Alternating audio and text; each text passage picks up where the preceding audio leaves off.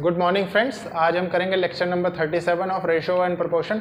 Friends, इससे पहले हम 36 लेक्चर्स कर चुके हैं, जिनमें पहले 10 पार्ट में हमने बेसिक कवर किया, प्लस उसके बाद हमने 5 पार्ट सिंप्लीफिकेशन कवर किया, फिर और 5 पार्ट में हमने अप्रॉक्सीमेशन कवर किया, और फ्रेंड 10 पार्ट में हमने एवरेज कवर किया, और हम रेशो एंड प्रोपोर्शन के फ्रेंड्स 6 पार्ट्स कर चुके हैं। फ्रेंड्स, मैं आपको पहले भी कई बार बता चुका हूँ कि ये एक इनिशिएटिव है उन लोगों के लिए जो लोग महंगी पढ़ाई अफोर्ड नहीं कर सकते हैं। सो इस चैनल को कोशिश करिए कि उन लोगों तक पहुँचे जो लोग ज़रूरतमंद हैं और प्लस उनको सपोर्ट चाहिए। ठीक है फ्रेंड्स।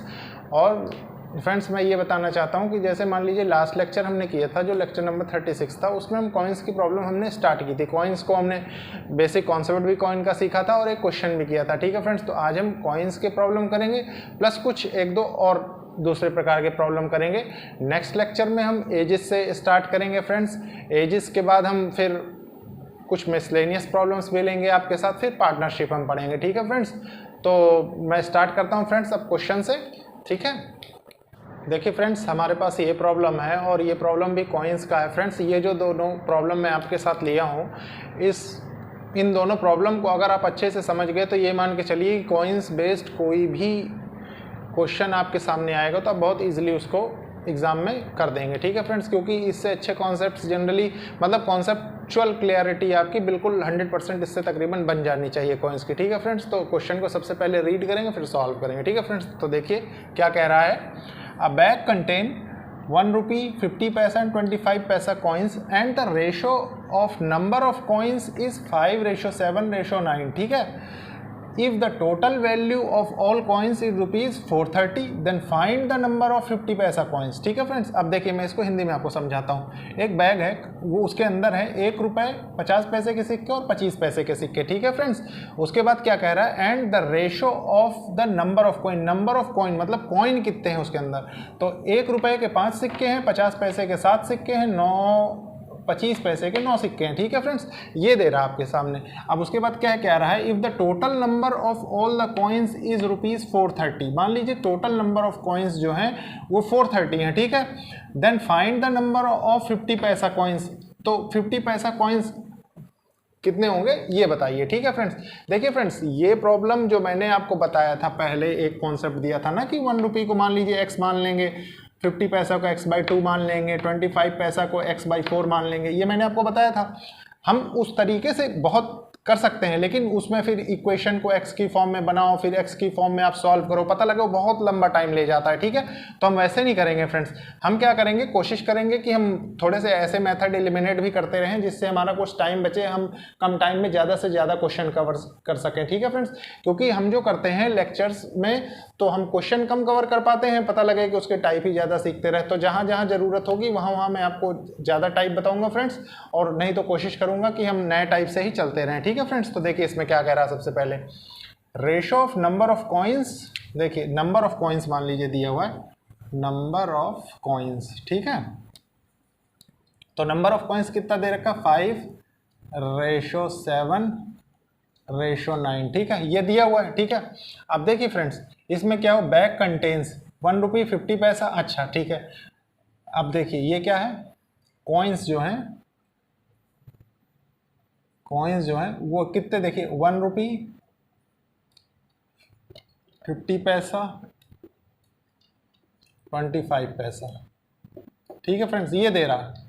अब देखिए तो इनकी वैल्यू लिखेंगे, value of coins, value of, कैसे, इसमें हमें वैल्यू दे रखा है ना, तो हम वैल्यू के हिसाब से सॉल्व करेंगे तब हमारा आंसर निकलेगा। ठीक है फ्रेंड्स। वैल्यू ऑफ कॉइन्स कितनी है, देखिए 1 रुपये के 5 सिक्के होंगे तो ये टोटल होगा कितना, 5 रुपीज़ हो जाएगा। ठीक है फ्रेंड्स।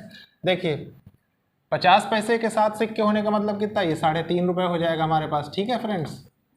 और ये देखिए ये कितना है, 25 के 9 सिक्के हैं 25 पैसा के। ठीक है। तो कितना हो जाएगा, 2.25 रुपीज़। ठीक है फ्रेंड्स। अब ये कितने के बराबर दे रहा है, देखिए ये दे रहा हमें, ये वैल्यू हमें गिवन है ₹430। ठीक है फ्रेंड्स। अब देखिए फ्रेंड्स, इसको हम मान लीजिए ऐड करेंगे। देखिए 5 3 8 2 10 हो गया। ठीक है।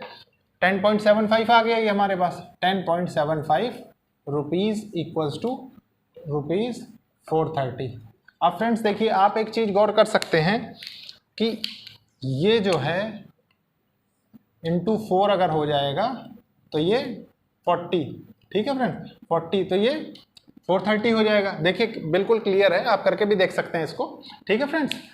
4 टाइम्स ही जाएगा, 10 4 जो 40 होता है, तो यहाँ से मैंने देख लिया, ठीक है फ्रेंड्स। अब देखिए इसके बाद हमें क्या करना है, इसके बाद हमसे पूछा क्या है, then find the number of 50 paisa coin. अब हमसे 50 पैसा कॉइन पूछा है फ्रेंड्स, तो 50 पैसा कॉइन हमारे पास कितने हैं, नंबर ऑफ कॉइन 7 है, ठीक है। तो number of 50 paisa coins 7 into 40, ठीक है, हो गया।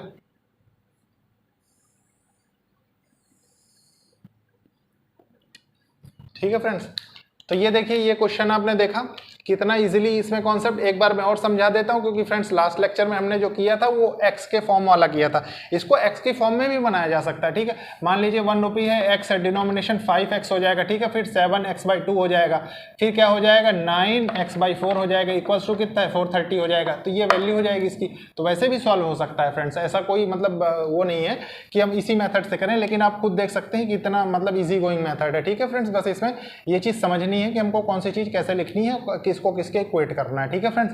देखिए एक बार और समझ लीजिए, मान लीजिए हमने डिनोट कर दिया सबसे पहले 1 रुपी 50 पैसा 25 पैसा, उसके बाद नंबर ऑफ कॉइन्स हमने लिख दिए क्योंकि वो चीज़ गिवन है 5 7 9, और वैल्यू ऑफ कॉइन कितनी होगी, देखिए 1 रुपए के 5 सिक्के 5 रुपए के बराबर, 50 पैसे के सिक्के 7 रुपए, 7 सिक्के 3.5 रुपए के बराबर होते हैं, 9 सिक्के 25 पैसे के 2.25 रुपए के बराबर होते हैं, और ये टोटल कितना इसको दे रखा है 430 के बराबर, ठीक है। बाकी हमारा यहाँ से आंसर आ गया, ठीक है फ्रेंड्स। अब इसी पे कॉइन्स पे बेस्ड एक और क्वेश्चन देखेंगे फ्रेंड्स, इसके बाद आपके सारे कॉइन्स के कॉन्सेप्ट क्लियर हो जाएंगे, ठीक है फ्रेंड्स। तो देखते हैं क्वेश्चन। देखिए फ्रेंड्स, हमारे पास ये क्वेश्चन है, इस क्वेश्चन को करने के बाद आपकी जो कॉइन्स में जो कॉन्सेप्चुअल क्लैरिटी है वो बिल्कुल अच्छी हो जाएगी, ठीक है फ्रेंड्स। तो क्वेश्चन को रीड करेंगे, समझेंगे, फिर करेंगे, ठीक है। तो देख क्या रहा है फ्रेंड्स इस क्वेश्चन में, मान लीजिए एक बार रीड करेंगे। देखिए, अ बैग कंटेन्स 1 रुपी 50 पैसा एंड 25 पैसा कॉइन्स। एक बैग है, उसमें 1 रुपये 50 पैसे और 25 पैसे के सिक्के, and the ratio of their values, उनकी वैल्यू की जो रेशो है वो 30:11:7 दिया हुआ है, and the total number of coins are 480। Total जो कॉइन है, ये रुपीज़ नहीं है, ये कॉइन है, कंफ्यूज नहीं होइएगा जब क्वेश्चन रीड करिए, कॉइन है। Find the number of 50 paisa coin पूछ रहा है हमसे, ठीक है फ्रेंड्स। तो देखिए मान लीजिए हमारे पास ऐसे दिया हुआ है बैग, मान लीजिए आप ऐसे लिखिए स्टेप स्टेप करके, 1 रुपीज़ के, 50 पैसा के और 25 पैसा, ठीक है फ्रेंड्स, ये हो गया। अब इसमें फ्रेंड्स हमको दिया क्या है, वैल्यू दी हुई है, ठीक है। अब फ्रेंड्स इसमें एक कॉन्सेप्ट आप समझिएगा, अभी मैं समझा रहा हूं इसको लिखने के बाद। देखिए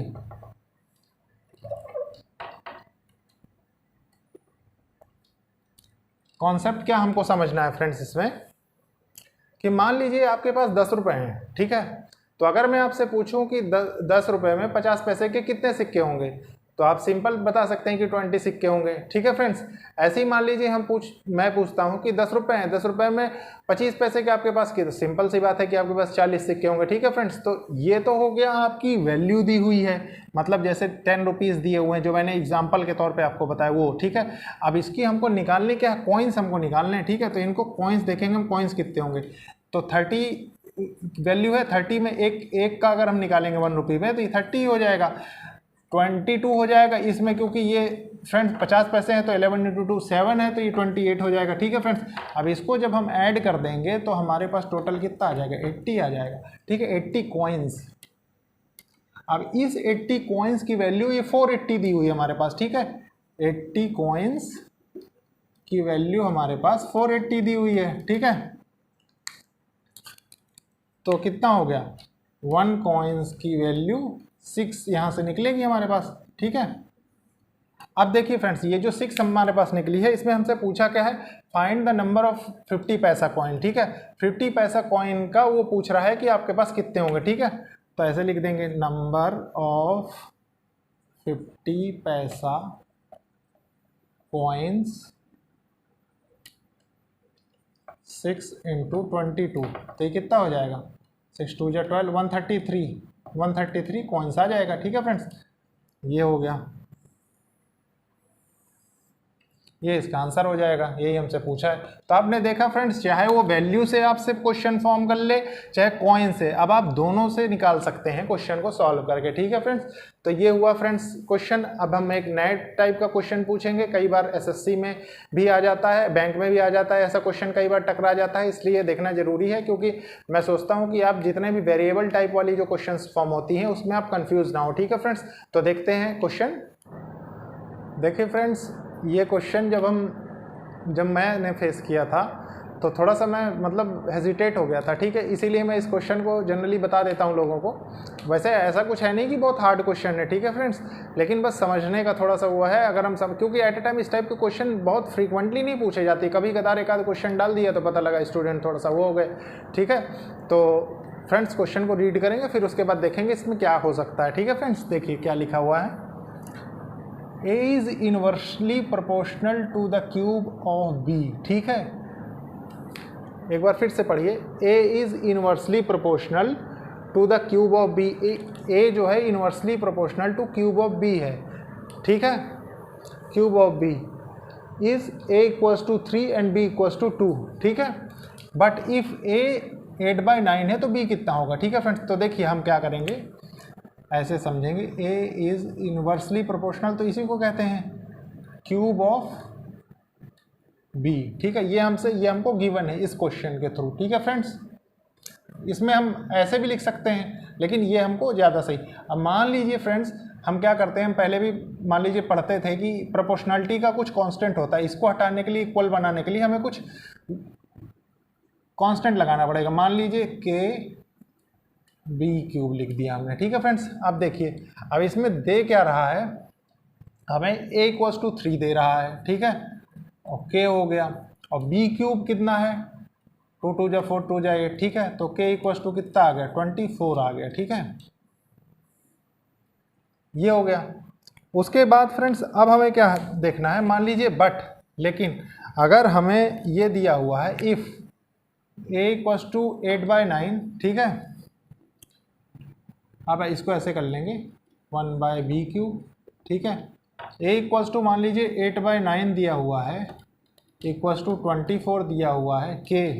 ठीक है, k 24 दिया है, और b क्यूब हमसे पूछा है। ठीक है फ्रेंड्स, तो 8 तरीक 24। ठीक है, 9 तरीक 27 होता है। ठीक है, b क्यूब हो गया, b इक्वल्स टू 3 हो गया, तो इसका आंसर b इक्वल्स टू 3 हो गया।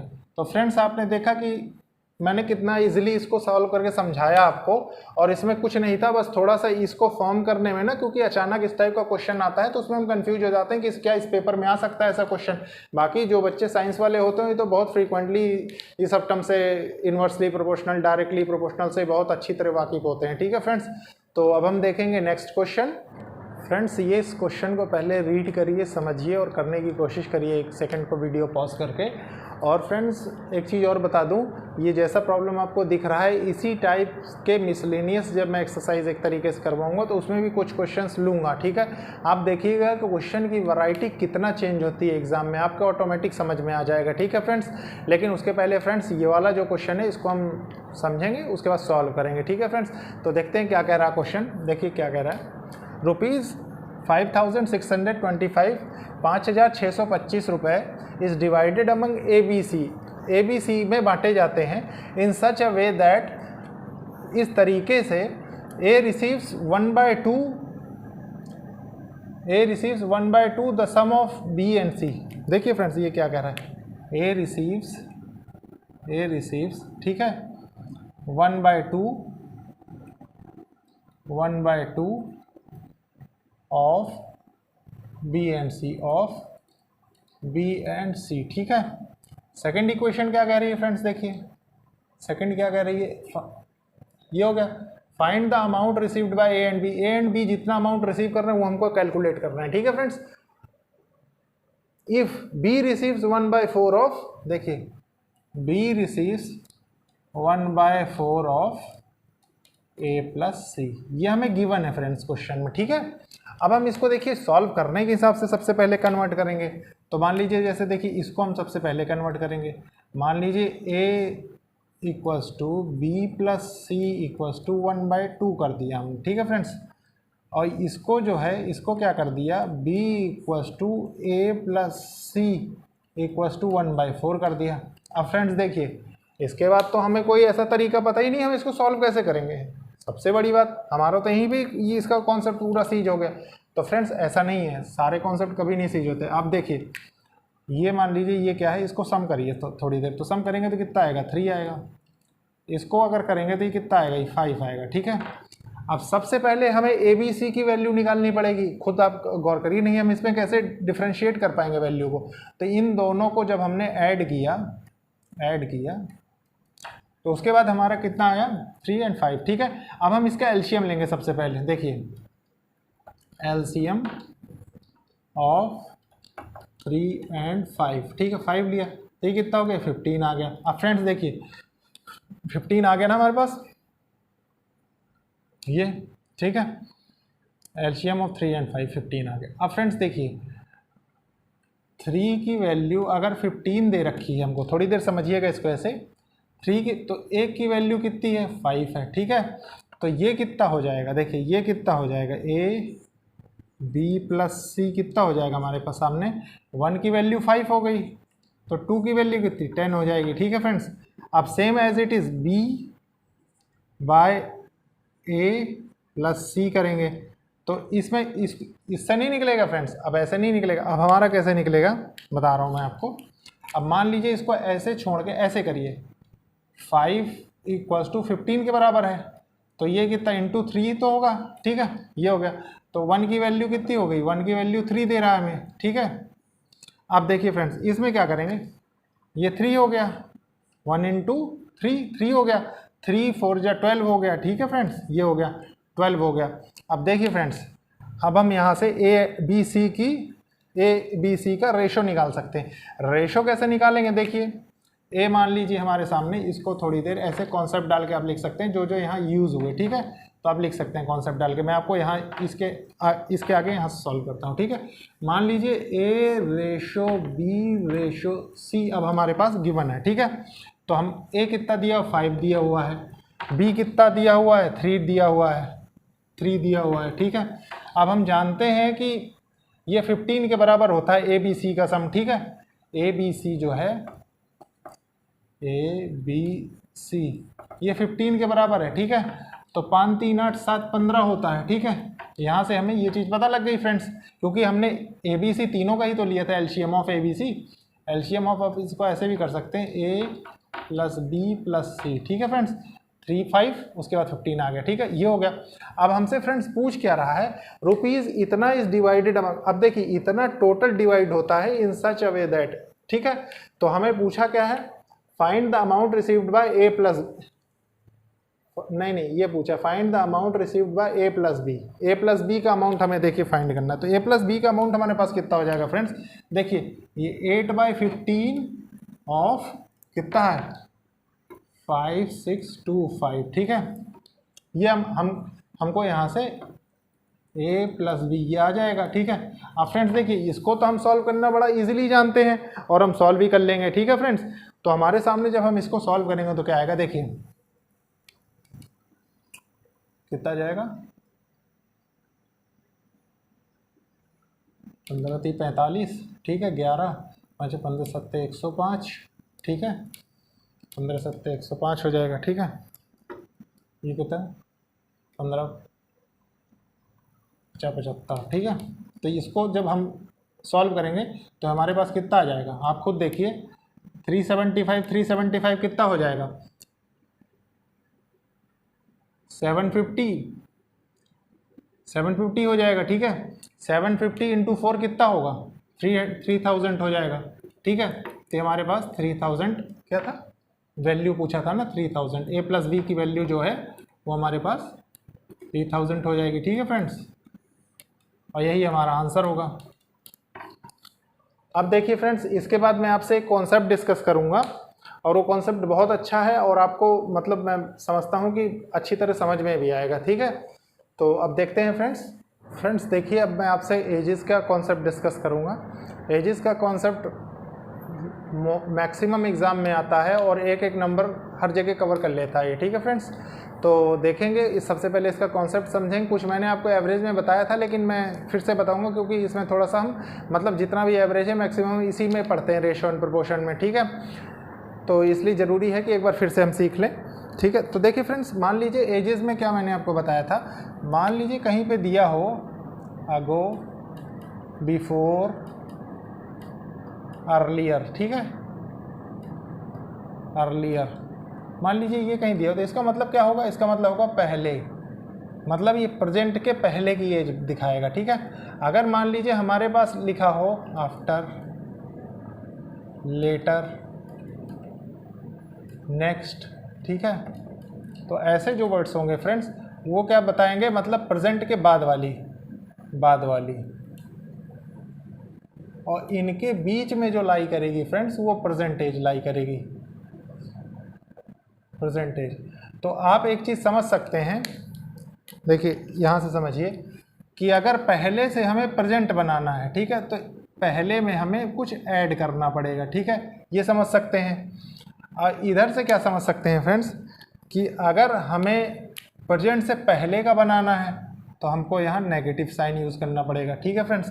सेम एज इट इज़ इसमें होता है।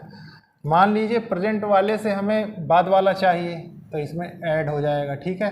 अगर बाद वाले से प्रेजेंट वाला चाहिए तो वो इसमें सब्सट्रैक्ट हो जाएगा, ठीक है फ्रेंड्स। तो ये तो होगी एक जनरल कॉन्सेप्ट के क्लियरिटी फ्रेंड्स। और मान लीजिए जैसे टोटल यहाँ से यहाँ जाएंगे, आगे से मतलब जो भी प्रेजेंट हो, मतलब नेक्स्ट आफ्टर लेटर के बाद जो आता है वहाँ से अगर बैक जाएंगे फ्रेंड्स तो माइनस होगा, ठीक है। और अगर वहाँ से आप पहले से आगो, बिफोर, अर्लियर से बिल्कुल आगे तक आएंगे तो यहाँ पे प्लस होगा, ठीक है फ्रेंड्स। ये थोड़ा सा साइन जैसे डिनोट किए गए, इनको थोड़ा सा याद रखिएगा। अब मैं आपको एक इसका एग्जांपल देके बताता हूँ ओरल, ठीक है फ्रेंड्स। ऐसे मानिए, देखिए फ्रेंड्स, इसमें दो ही कॉन्सेप्ट यूज़ होते हैं जो मतलब हमेशा हर जगह बता दिए जाते हैं, नहीं बताए जाते, उससे खैर हमको क्या लेना देना, मैं आपको अच्छे से समझाऊंगा, मैं इतना जानता हूँ, ठीक है फ्रेंड्स। देखिए मान लीजिए हम ऐसे समझें कि मेरे और मेरे भाई के उम्र का रेशो, मान लीजिए मेरी उम्र 16 साल है, ठीक है, और मेरे भाई की उम्र मान लीजिए 28 साल है, ठीक है, या MN ले लीजिए, ठीक है, ऐसे। अब मान लीजिए फ्रेंड्स मैं अपने भाई से, अभी देखिए पहले इसको रेशो कैलकुलेट कर लेंगे।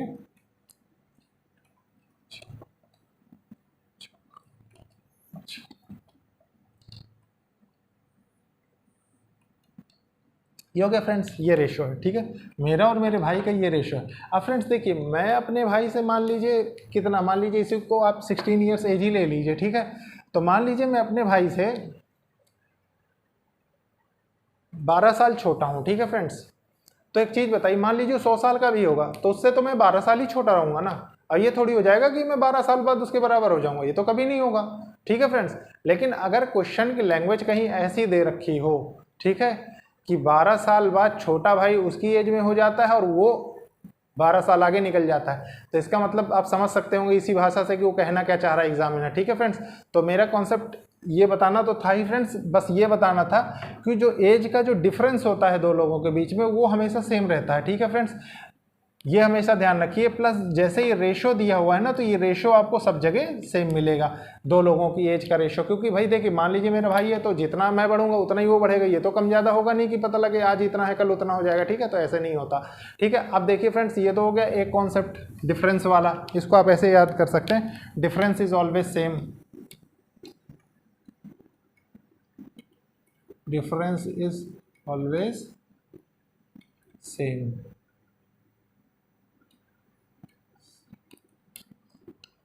जो भी एज का डिफरेंस होगा वो हमेशा सेम होगा, ठीक है। इन्हीं कॉन्सेप्ट्स पे बहुत ही अच्छे अच्छे प्रॉब्लम डिज़ाइन होते हैं, ठीक है फ्रेंड्स। तो ये हो गया। दूसरा कॉन्सेप्ट आप ऐसे समझ लीजिए फ्रेंड्स, ठीक है, मान लीजिए आपके लिखने के लिए है, मान लीजिए किसी की प्रेजेंट एज, ठीक है, प्रेजेंट एज एक्स उसकी प्रेजेंट एज है, ठीक है, प्रेजेंट एज है किसी की मान लीजिए x प्रेजेंट एज है। अब फ्रेंड्स मान लीजिए इसी से वो कहता है कि 5 साल पहले, तो 5 साल पहले इसकी एज क्या हो जाएगी, देखिए x माइनस 5 हो जाएगी, 5 साल वो छोटा हो जाएगा, ठीक है। अगो, बिफोर, अर्लियर, ठीक है, अर्लियर, ठीक है, ये हो गया। अब मान लीजिए फ्रेंड्स यहीं से कोई ऐसा आदमी आ जाए जो इससे 7 साल बड़ा हो, ठीक है, मान लीजिए लेटर, आफ्टर, ठीक है, नेक्स्ट, ऐसे करके दिया हो, ठीक है फ्रेंड्स। अब तो उसमें क्या हो जाएगा, x + 7 हो जाएगा, ठीक है। बस ये थोड़ा सा कॉन्सेप्ट और ये कि डिफरेंस सेम रहता है, इन दोनों कॉन्सेप्ट को बस आप याद रखिए फ्रेंड्स। बिलीव करिए कि आपका कोई क्वेश्चन नहीं फंसेगा और सारे क्वेश्चन एजेस के आप बहुत क्लियरली कर लेंगे, ठीक है फ्रेंड्स। तो देखते हैं क्वेश्चन। देखिए फ्रेंड्स ये एजेस का क्वेश्चन है और अब हम इसको अप्रोच करेंगे और कोशिश करेंगे कि सिस्टमेटिकली हमें कॉन्सेप्ट क्लियर हो जाए, ठीक है फ्रेंड्स। इस क्वेश्चन को स्पेशली मैं 2 मेथड से बताऊंगा। 2 मेथड से इसलिए बताऊंगा फ्रेंड्स क्योंकि सबसे ये एक तो एजेस का पहला क्वेश्चन है जो रेशो एंड प्रोपोर्शन में पढ़ाया जा रहा है फ्रेंड्स। दूसरी बात यह है कि एक आपको बेसिक भी अप्रोच जाननी चाहिए जो आपके हाई स्कूल लेवल में आपने पढ़ी थी, प्लस अब कॉम्पिटिटिव एग्जाम वाली फ्रेंड्स। लेकिन हम सबसे पहले कॉम्पिटिटिव एग्जाम वाली अप्रोच देखेंगे, ठीक है फ्रेंड्स। तो ऐसे लिखिए मेथड 1,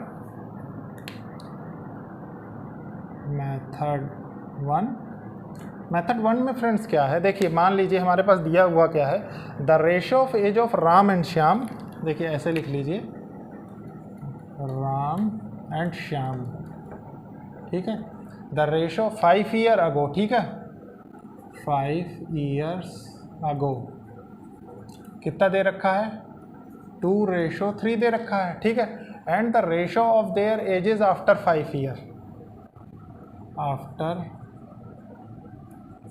5 ईयर्स उनकी एज का रेशो कितना हो जाता है, 3:4। तो देखिए फ्रेंड्स ये अगो जो है ये सब प्रेजेंट के रिस्पेक्ट में बोल रहा है, ठीक है। सबसे पहली बात यहाँ बीच में प्रेजेंट लिख दीजिए, प्रेजेंट लिख लीजिए तो आपके समझ में अच्छे से आएगा, ठीक है। अब इसके सामने हम प्रेजेंट वाले लिखेंगे, ठीक है, और इनके सामने हम अगो वाला और आफ्टर वाला लिखेंगे, ठीक है फ्रेंड्स। अब देखिए फ्रेंड्स हमें क्या कह रहा है, इसके रिस्पेक्ट में मान लीजिए हमें दे रहा है 3:4 हो गया हमारे पास, ठीक है। हमें क्या कह रहा है, देखिए यहाँ से मैंने आपको बताया था अभी बेसिक कॉन्सेप्ट में कि अगर यहाँ देखिए यहाँ हम देखते हैं तो ये कितने 10 ईयर्स का गैप है, 5 + 5। और मान लीजिए हमसे कितना पूछा है, find the sum of their present ages, ठीक है फ्रेंड्स। मान लीजिए हम अगर इसको निकाल लें, ठीक है, तो हम इसमें अगर 5 साल ऐड कर देंगे तो हमारा प्रेजेंट निकल जाएगा, ठीक है फ्रेंड्स। लेकिन लेना तो हमें दोनों को पड़ेगा, ठीक है। तो मान लीजिए यहाँ 5, 5, 10 हो गए, इंटू 10 अगर हम इसको कर दें तो कितना हो जाएगा, ये हमारे पास 30 हो जाएगा। और इसको अगर इंटू 10 कर दें तो ये हमारे पास कितना 20 हो जाएगा। ये हो गया, ये इंटू 10, ठीक है फ्रेंड्स, क्योंकि 10 ईयर्स का हो गया, सेम एज इट इज़ यहाँ भी, ठीक है। अब देखिए फ्रेंड्स मान लीजिए हमको प्रेजेंट एज जो निकालनी है, प्रेजेंट एज हमारी कितनी होगी, इसमें अगर हम 5 ऐड कर देंगे, ठीक है, तो कितना 25 हो जाएगा। अगर इसमें हम 5 ऐड कर देंगे तो ये 35 हो जाएगा। तो हो गया फ्रेंड्स, ये देखिए कितना इजीली क्वेश्चन निकल गया। तो इसमें क्या कह रहा है उसके बाद, find the sum of their present ages. अब इनके सम जो निकालना है प्रेजेंट एजेस का, तो कितना है, सम ऑफ प्रेजेंट एजेस मान लीजिए है, तो 25 + 35 इक्वल्स टू कितना 60 ईयर्स हो गया, ठीक है फ्रेंड्स। ये हो गया मेथड 1 फ्रेंड। अब इसके बाद मैं आपको मेथड 2 करवाऊंगा, ठीक है फ्रेंड्स। देखिए मेथड 2 क्या कहता है, मेथड 2 हाई स्कूल लेवल का है, मेथड 2, ठीक है। मेथड 2 क्या कह रहा है, the ratio of there edges Ram and Shyam, मान लीजिए आप ऐसे लिख लीजिए कंफ्यूजन अवॉइड करने के लिए, राम श्याम श्याम 5 ईयर अगो, 5 साल पहले, ठीक है, 5 साल पहले थी। और and the ratio of there edges after 5 years, ठीक है। देखिए फ्रेंड्स ऐसे करिए इसको, 2x 3x प्लस 10 हो जाएगा यहाँ क्योंकि हमें आगे बढ़ना है, ठीक है, इक्वल्स टू 3/4, ये हमने कर दिया, ठीक है। 4 2 जा 8x, 4 10 जा 40 इक्वल्स टू 3 3 जा 9x प्लस 30, ठीक है फ्रेंड्स। तो x इक्वल्स टू 10 हो गया फ्रेंड्स, ये देखा आपने, अब देखिए फ्रेंड्स, इस टेंस से हम क्या करते हैं, मान लीजिए अगो वाली एज है। अब यहाँ से दो कॉन्सेप्ट आपको सीखने को मिलेंगे, ठीक है। ये अगो वाली है और ये आफ्टर वाली है, ठीक है, 3:4। तो मान लीजिए अगर हम अगो वाली के हिसाब से चलें, ऐसे लिख लीजिए अगो, ठीक है। अगो वाली मान लीजिए चलें तो पहले राम का कितना होगा, देखिए राम का हो जाएगा हमारे 10 2 20, ठीक है। ये तो 5 साल पहले वाली हो गई, ठीक है। और श्याम का कितना हो जाएगा, श्याम का हो जाएगा 30, ठीक है। ये अगो वाली है, ध्यान रखिए, ये दोनों अगो वाली है। लेकिन अब फ्रेंड्स हमसे प्रेजेंट पूछा है, ठीक है। तो प्रेजेंट पूछा है तो हम क्या करेंगे, हम इसमें 5 ऐड कर देंगे तो ये 25 हो जाएगा। और सेम एज इट इज़ इसमें भी 5 हम ऐड कर देंगे तो ये कितना हो जाएगा, 35 हो जाएगा। टोटल हमारे पास 60 आ जाएगा, ठीक है। एक तो ये तरीका हो गया फ्रेंड्स। अब देखिए मान लीजिए अगो वाले से हमें नहीं चलना, ठीक है, हमें आफ्टर वाले से चलना है, ठीक है। तो ऐसे लिख लीजिए, मान लीजिए आफ्टर वाले से हम चलेंगे। तो आफ्टर वाले से क्या चलेंगे फ्रेंड्स, मैंने आपको पहले बताया था कि जब ऊपर जाएंगे तो हमारा नेगेटिव होगा, ठीक है। आफ्टर वाले से हम प्रेजेंट में जाएंगे तो हमारा नेगेटिव हो जाएगा, ठीक है। अब देखिए फ्रेंड्स, मान लीजिए राम का पूछे, ठीक है। तो x = 10 तो है ही है, तो ये कितना हो जाएगा 30, ठीक है। 10 × 3 30 हो गया। अब इसमें फ्रेंड्स हम -5 करेंगे तो हमारे पास 25 ईयर्स आ जाएगा, ठीक है। और श्याम में क्या करेंगे, श्याम हमारे पास कितना है 40 हो जाएगा। 10 × 4 40, -5 कर देंगे प्रेजेंट में जाने के लिए, ठीक है। तो 35 ईयर्स हो जाएगा, ठीक है। और दोनों को जब ऐड करेंगे फ्रेंड्स तो 60 ईयर निकल जाएगा, ठीक है। यही इसका आंसर है फ्रेंड्स, ठीक है।